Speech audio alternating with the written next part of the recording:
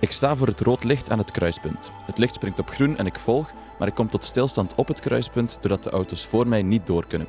Ben ik in fout, want ik heb toch gewoon gevolgd bij het groen licht? Ik vraag het aan onze HBVL-expert verkeersrecht Tom van Overweken. Ja, Tom, ik maak het wel vaak mee. Ben ik dan in fout? Dan ben je helaas inderdaad wel in fout. Hè. Veel bestuurders denken dat een groen licht automatisch impliceert dat ze mogen doorrijden, maar zo simpel is het eigenlijk niet. Hè.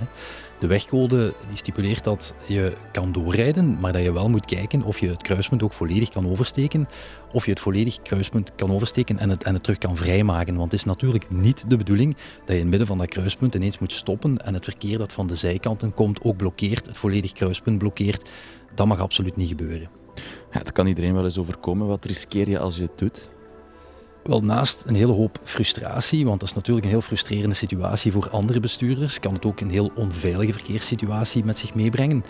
Maar het is dus ook het feit dat het een overtreding van de eerste graad is, waarvoor dat er een onmiddellijke inning van €58 plus administratiekosten geriskeerd wordt. En hoe voorkom ik dan dat dit gebeurt in de toekomst? Wel, het advies is eigenlijk heel eenvoudig. Kijk niet alleen naar het verkeerslicht. Uiteraard heel belangrijk om te kijken naar het verkeerslicht voor de goede orde. Maar kijk ook naar wat er achter dat verkeerslicht gebeurt. En als je ziet dat het kruispunt niet vrijkomt, dat je er ergens middenin gaat belanden, wacht dan op het volgende groene licht. Dank u wel voor de uitleg en de goede raad. Meer kan je lezen in de column van Tom in de HBVL-app. Bedankt voor het kijken naar deze video. Wil je de uitleg van onze expert nog eens nalezen? Dan kan dat in de HBVL-app.